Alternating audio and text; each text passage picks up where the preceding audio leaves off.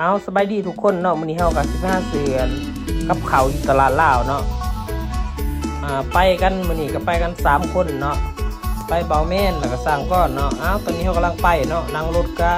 8 บาทเนาะนั่ง2ต่อนั่งดาวขนองไปลงอยู่ที่บิ๊กซีบางบ่อนนั่งจากบิ๊กซีบางบ่อนต่อไปกับบ่ไกลเนาะก็ฮอดนี่ตอนนี้เฮากำลังย่างไว้เนาะทุกคนมันก็บ่ได้ใกล้เนาะอาหารลาวหลายคนก็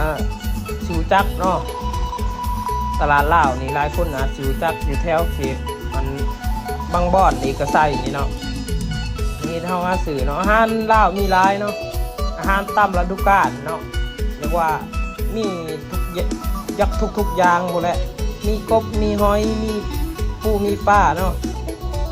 มีพอกไข่พัมเนาะกระตอกกระแป้นนี่หมดพี่น้องเข้ากระเลาะไปเนาะตอนนี้มันก็มีหลายอาหารตามฤดูกาลเนาะใครอยากซื้ออาหารลาวๆก็มาได้เนาะตลาดลาวหลายคนอาจอยู่จักเนาะเขตไกลๆแถวบางบ่อนนี่ก็มีหลายอาหารแบบลูกตอลูกยังวายยังอาหารลาวอาหารลาวนี่แหละมีหลายอย่างอาหารตลาดฤดูกาลตอนนี้เขาก็หล่อเป็นน้อยยังบ่ได้ยังเลยพี่น้องเอ้ยหล่อหล่อยังแบบ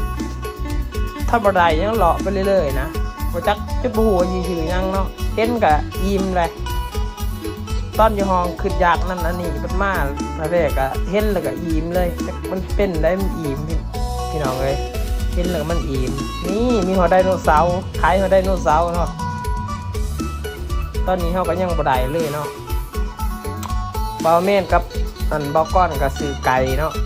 สื่อไก่สื่อกบเอาคลิปนี้ก็ขอจบเพียงพี่เนาะทุกคนเนาะขอบใจที่เขามาหับส้มเนาะผู้ที่ตามข่อยอาจสิบไลน์แต่ทุกคลิปก็ตั้งใจเห็นทุกคลิปเนาะ